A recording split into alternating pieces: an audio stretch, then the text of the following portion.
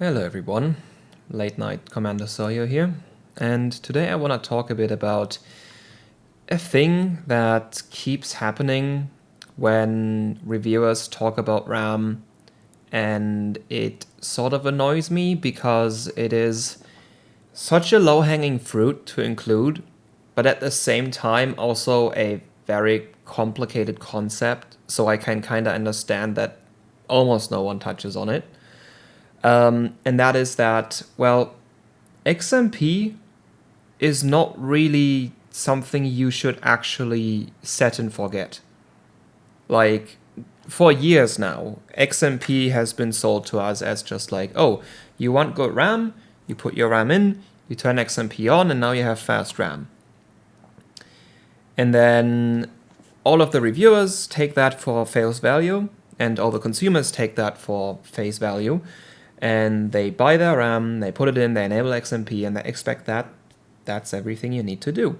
And that's exactly what the manufacturers have been telling us. So, like, so I guess it's fair to assume that, it just kind of works like that. And then you see videos like this. This is Linus Tech Tips' newest RAM video. So, like, this is quite literally just as DDR5 edition. They made one of those for DDR4 too, and it looked exactly the same, which is, so they take a bunch of kits at various speeds, and they pin them together, and what you see is that, like, oh yeah, like the really slow ones, they kind of fall off, and then very, very soon, for DDR5, like around 5600, you reach this point where, like, everything looks like everything else. Like, we're talking at most like 10 FPS difference here. 10 FPS difference if you're getting like around 300, that is not a lot. That is within 5%, and I'm an engineer, 5% for me is margin of error. So it may as well be exactly the same. And we're talking about 5600 and 6400 here.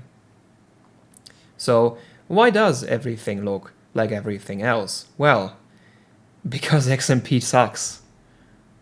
That's just the thing. XMP is not a be-all solution. XMP is more like, you're buying this memory kit and you're guaranteed to get at least this frequency with this set of primaries at this voltage. XMP does technically include secondary timings as well.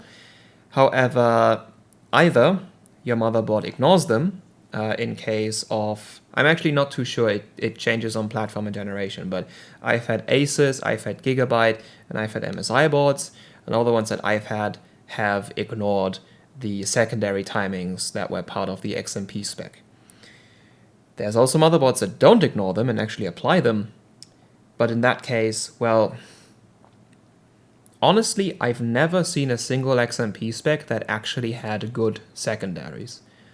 There's actually cases where if your motherboard ignores them, you're gonna get better performance than if you actually apply them, because the secondaries can be just that bad. Which is probably why most motherboards just ignore them. So yeah, and well, if you've been watching my channel, this is nothing new to you. If you know things about RAM overclocking at least a little bit, this is also nothing new to you. But the performance from RAM does not come from the primaries. It doesn't even fully come from the frequency. It comes from the subtimings. The exact same subtimings that we either ignore or set to horrendous values. And that's why everything looks like everything else, because all of these kits either just get their subtimings ignored and the motherboard just auto-trains them to JEDEC spec, which is, always a set latency, and then depending on what speed you put your kit to, it's gonna train one certain timing that's gonna give you that predetermined latency. So everything looks like everything else. Or if the timings apply, well then, yeah, usually it looks even worse, because I don't actually know why. The manufacturers could put decent subtimings in there, but if you put like actually good performing subtimings in there, what's stopping a person from taking one of those RAM kits and putting it into like a really, really, really bad motherboard, and then they turn on XMP, and now their RAM kit doesn't work anymore because their motherboard is bad. So, yeah.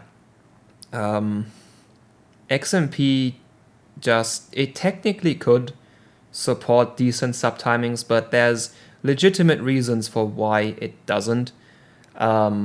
Most of which is just, we want compatibility. We want XMP to just work. And having XMP work is more important than having it be super fast. So when it comes to RAM, you should tune your RAM. At least tune the RRDs, your T4, and if you feel like it, your TRFC. Tuning those timings can already give you a massive jump in performance, and I will prove that later to you. We are gonna get into some slides. But yeah, so this is the thing that annoys me. This is the thing, every time a reviewer tests RAM kits, they put them in, they enable XMP, and then they test performance just like that. It's only XMP, and you get results like this. And no wonder everyone keeps saying, oh, high RAM speed doesn't matter, it's just margin of error. Well, because it is. But it doesn't have to be. The problem is not that RAM speed doesn't matter, the problem is that the vast majority of people just use it wrong. They assume XMP is all they need to do. It's not.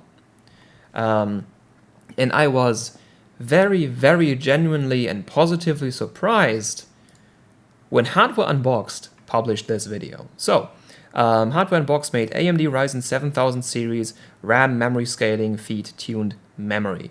So, Hardware Unboxed, definitely one of the better hardware review channels. Like, they actually recommended the monitor that I film this on right now.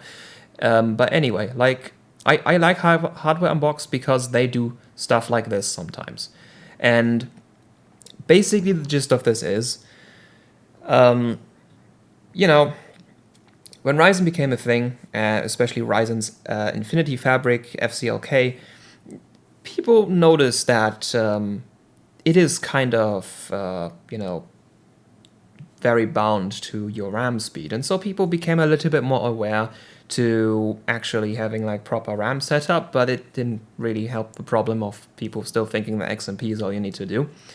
But anyway, so now with Ryzen 7000 out and DDR5 being a thing, Hardware Unboxed wanted to know, can there actually be some tuning be done with Ryzen 7000? And would you look at that, it can. So they went and asked Bulldoid for some RAM timings, specifically Hynix RAM timings, because for DDR5 right now, the best chip that you can get is Hynix 16 gigabit A die. There's also M die, which has slightly better timing behavior, but doesn't clock very high. Though admittedly, they didn't really test a single kit here that clocks very high because, well, the Zen 4 memory controller is rather weak compared to the Intel DDR5 offerings. So you're not going to be running like DDR5 7 or 8000 anytime soon on this. But you can already see a difference in their results. And I specifically pulled up Shadow of the Tomb Raider because that's the only game that both LTT and Hardware Unboxed tested on Ryzen. It's slightly different, like LTT's Ultra, Hardware Unboxed is highest. Also, they must have used a very different scene in the game because Hardware Unboxed is getting way, way less FPS than Linus Tech Tips does. But the important bit that you can see is whenever they tuned something, their FPS like shot straight out of margin of error. Like those peaks, those are not normal. Those don't exist in the Linus Tech Tips video, because Hardware Unboxed actually tuned their RAM here. And they didn't even do a lot of tuning. Like as you can see, like they didn't change the primaries. Like those primaries are the same primaries as that. That's the same as this. That's the same as this. And that's the same as this. Like the last two, which are like not part of the primaries, that they changed those, but like the first four, those stayed the same. Which I really like, because they have actually understood that, or maybe Bullseye just told them, but here we actually have a mainstream tech reviewer, YouTuber, that has an actual good example, a real-world example for why subtimings matter. They didn't change the speeds here, they didn't change the primaries, they didn't even touch the much beloved CAS latency, which, by the way, if you care about CAS latency, that's like, tell me you're a normie without telling me you're a normie. That's like, yeah, people that care about CAS latency, they don't know anything about RAM overclocking. So if you want to feel smart, don't talk about CAS latencies. And yeah, because the CAS latency doesn't do anything. I will also show this in my slide after I'm done here. But anyway, so I love this video because of those peaks. Like, look at this, a 5200 kit. 5200, so slow that even Linus Tech Tips saw a difference, because, like, you know, if your frequency is really low, then you do actually just like have a bandwidth problem. But if your frequency gets high enough, well, your frequency is no longer the bottleneck, now the timings are. But the timings don't change because they only use XMP. So Linus Tech Tips only got actual performance fall off that's like outside of margin of error at like 5200 and 4800. And Hardware Unboxed has a 5200 with tuned subtimings at 264 FPS, and that's the fastest if you don't count the other tuned ones. If you would just do XMP here, like 6432, what did Linus Tech Tips use? Oh, 6432 as well, which was their best result by a little bit, but, like, you know, a 5200, which in Linus Tech Tips, like, that's a difference. That's like 30 FPS difference. That's noticeable. Hardware Unboxed took one of those kits. Was it also the same CAS? No, that one was actually worse CAS latency, but again, CAS latency doesn't matter. It's just, you know, the only thing CAS latency is useful for is like seeing, oh, what kind of bin the kit is. If it's like a high bin or a low bin, like the kind of gauge what quality the chips inside it are. The CAS latency doesn't actually do anything for your performance. It's just like useful for comparing. But anyway, like, they took a 5200. Low enough frequency so that even Linus Tech Tips noticed a difference, even though they only use XMP.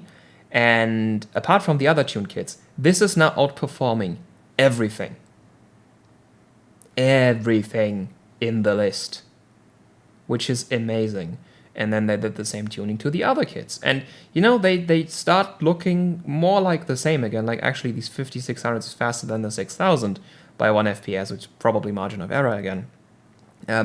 Well, because they just used the same set of tuned subtimings for all of these.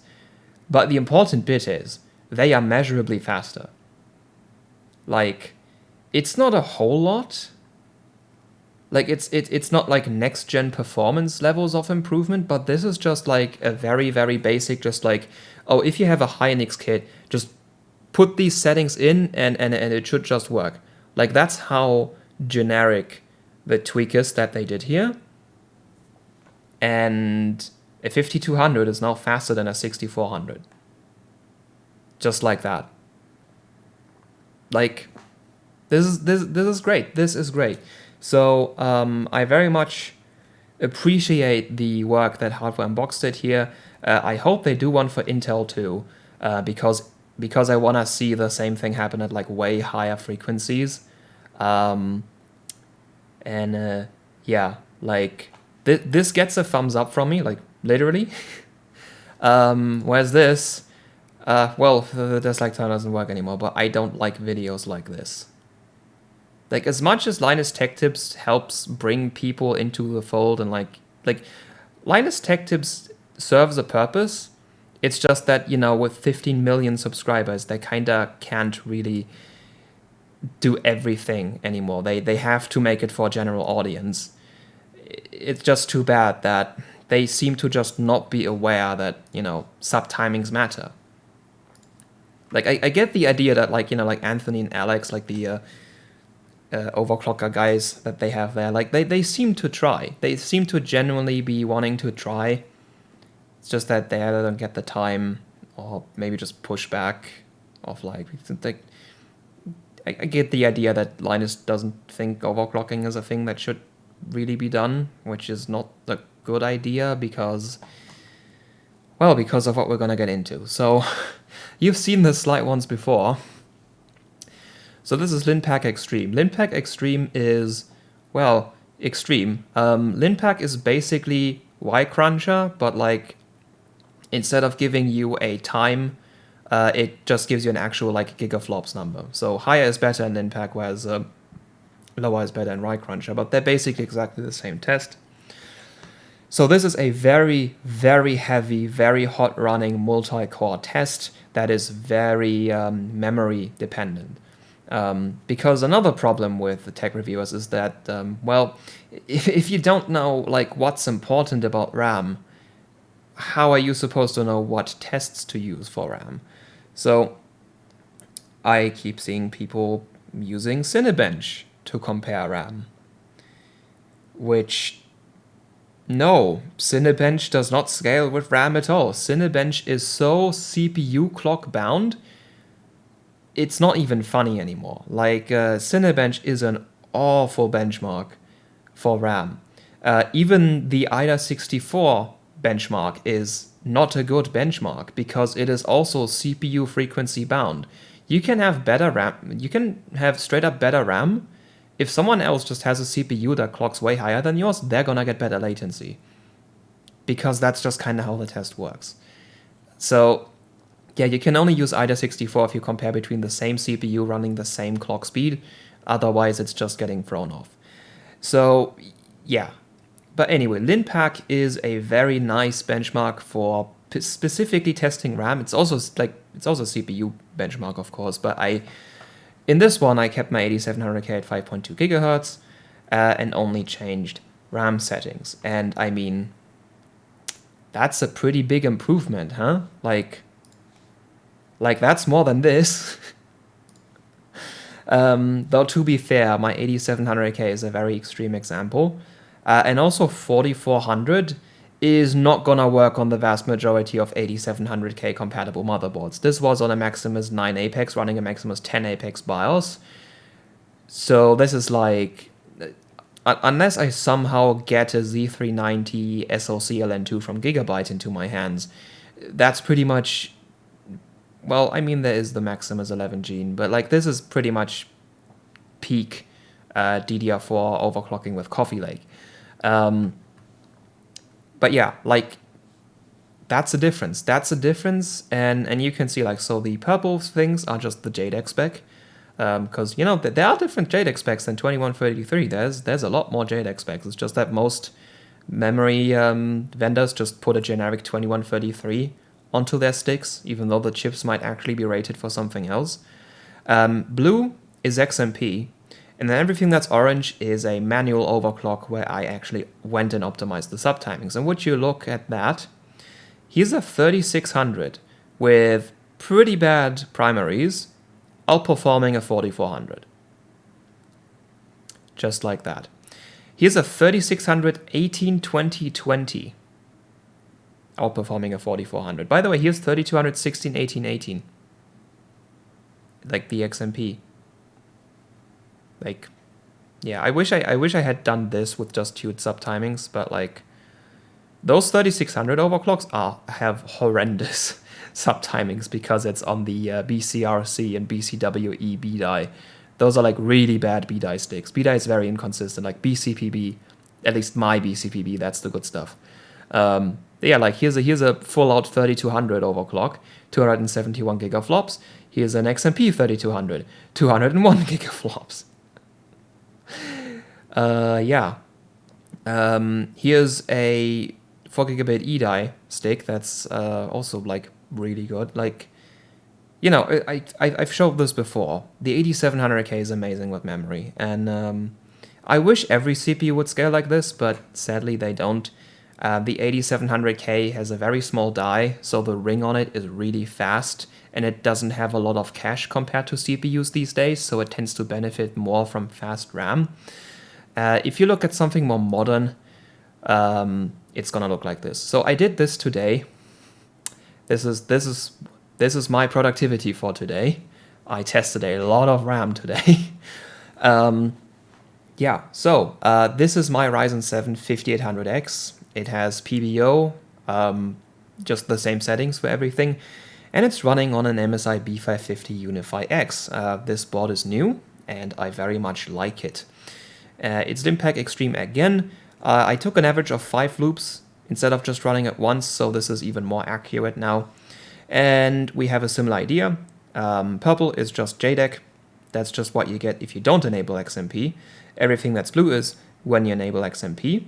Green is XMP, but the 4 most important timings are tuned, which is more like the 3 most important ones. Like TRFC is not that important. It's just a very easy timing to tune if you know what RAM chip you have.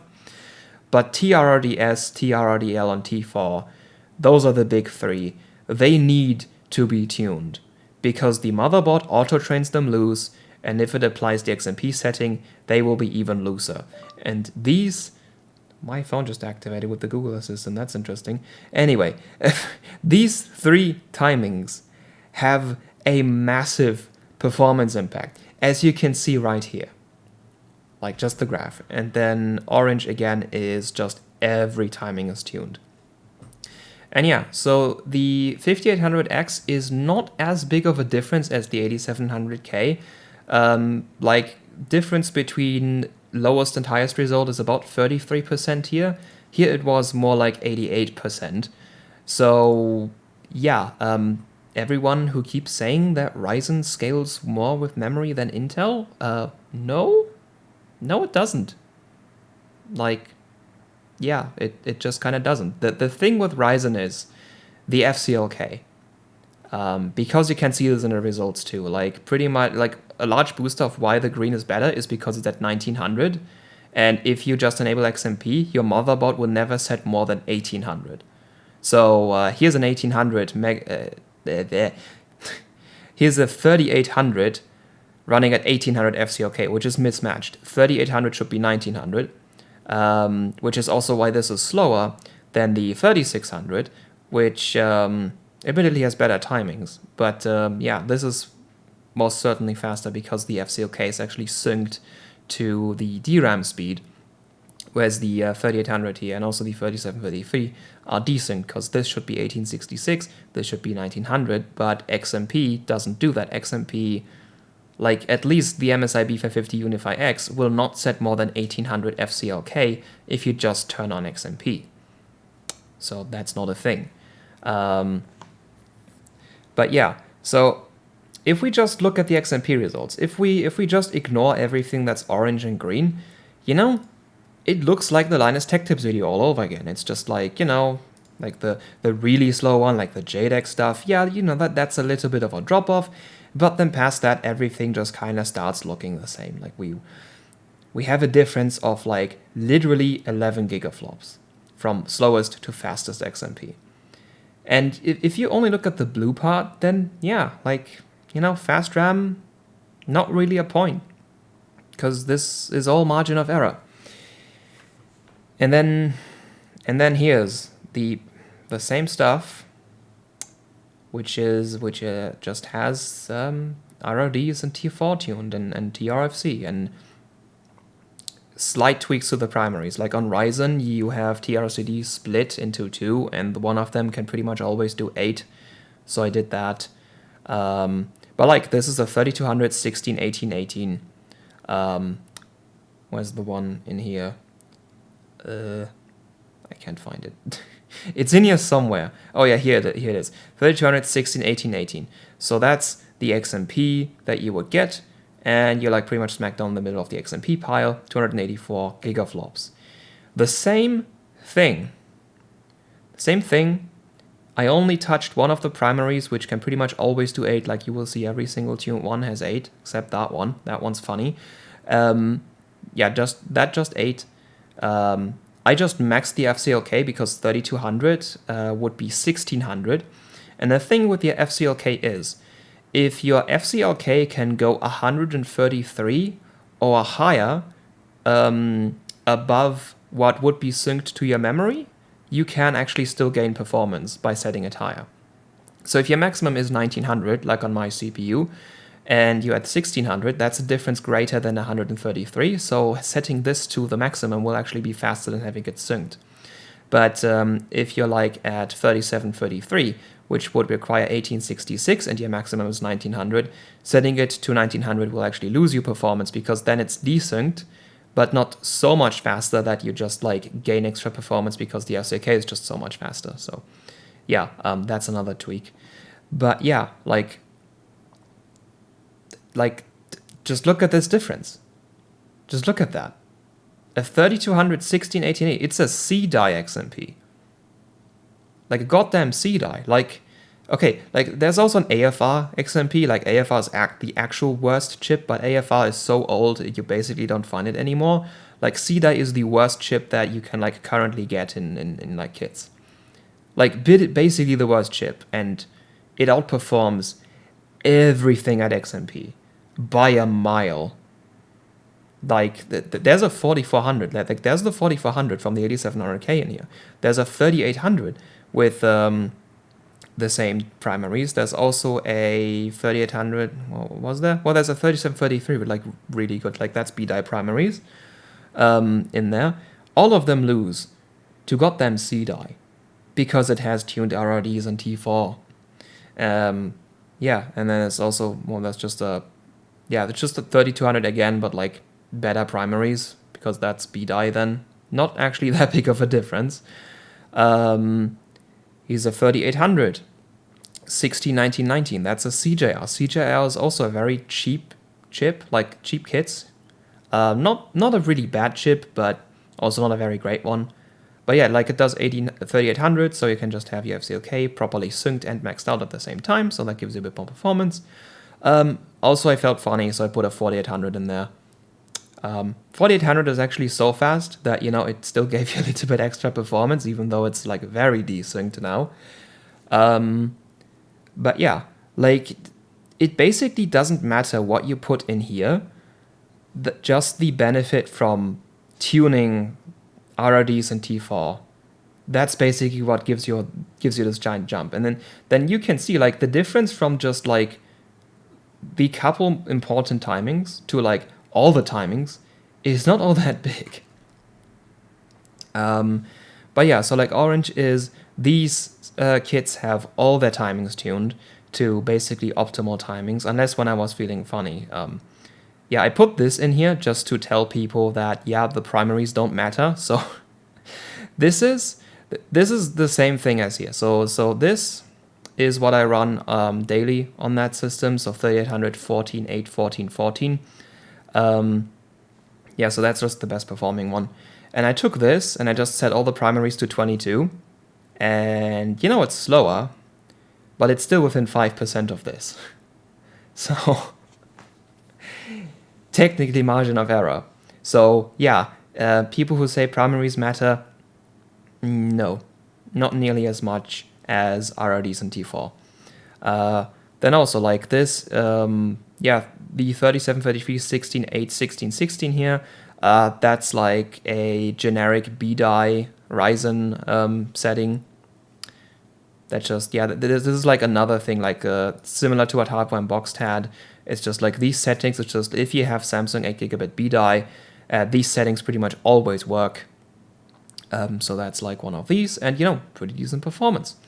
Then basically that thing again, but now with timings that are not gonna work on every kit. Like these are tighter timings. You know, it's a little bit faster, but not that much actually. And then yeah, 3800 again, like 3800, the super optimized 3800. Oh, also I put CL26. That's the other one that I put in just to annoy people. Like this one shows that primaries don't matter. This one shows specifically that cache latency doesn't matter, because that is almost twice the cache latency of this one and 3 gigaflops. So the thing is, my motherboard actually goes all the way up to CL33, but it wouldn't post anymore if I set it higher than 26. Probably because the CWL doesn't go higher than 20, and the difference just became too big. But anyway, yeah, so your cache latency does not matter. It does not. But yeah, so we've just reached the 30-minute point of the video. So, yeah. This is just another video of me going, okay, like everyone says RAM speed doesn't matter because everything starts looking the same after like a fairly low number. Like on DDR4 it was like 3200, past 3200 everything looks the same. Yeah, it looks the same when you only use XMP. Like blue part, that's XMP, that's what all the tech reviewers do. Green and orange part, that's what people do who actually know their stuff. And it looks like Hardware Unboxed is not part of that group of people. So yeah, like, huge thanks to Hardware Unboxed for actually like making this a mainstream topic. And I'm hoping that you're gonna do this again with Intel. Just because I just want to see you tune an 8000 kit. If they can manage that. And Linus Tech Tips and everyone else who keeps making RAM videos like this. Like, it's difficult because you can't expect someone to buy a RAM kit and then spend an entire day optimizing every timing out of it.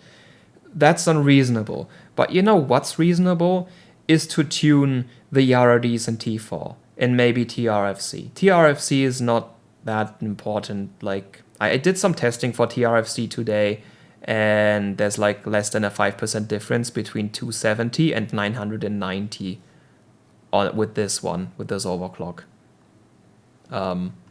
So yeah, TRFC is just like a low-hanging fruit. It's just like, if you know what RAM chip you have, you can pretty much find a very good number for it. That's like a lot lower than what it auto-trains, and just kind of works. But RRDS, RRDL, and T4 are the important ones. And the nice thing about them is they don't have weird values. Like, any good kit will do 4, 4, 16, and any decent kit will do 4, 6, 16. And then really bad kits will not do that, but, well, it's still worth optimizing them for that. So yeah, like, subtimings matter. And I really wish people would include that, at least like have a little part in the video where you go like, hey, XMP doesn't have optimized subtimings and they are really important. Especially the RRDs in T4, so maybe spend like the 15 minutes to optimize them, or maybe like, well, the Yuan Osmos profile for TM5 actually does complete in like 15 minutes. But for full stability, I would run the Extreme profile, which needs like an hour for 16 gigabytes. If you have 32, it's gonna take 2. But yeah, like that is not a lot of time. Like, you can just let that run while you're making food or whatever, or while you're watching TV. Like, optimizing those few subtimings, that's something that I think is reasonable to expect of people, and therefore I think is reasonable to include in videos like this, to at least acknowledge it. Just like, hey, if you optimize these timings, look at these graphs, there's a lot of extra performance there, because like this performance jump again, this is where we get into like next gen territory. This is like what turns a 5800X into like an X3D, because that's about the performance jump that you would see if you get like an X3D and still only run XMP. Like, if you just optimize your RAM a little, you basically get X3D performance on a non-X3D, is what I'm saying. Like, basically like one step above the CPU you currently have, and it costs you literally only time. Even bad chips like C-Die or cheaper kits like CJR, you don't have to have like the best B-Die. It's not gonna be as fast, but like still very close. So even if you have bad chips like C-Die, you can get very respectable results out of them. So it is worth it for literally everyone to optimize at least these timings here.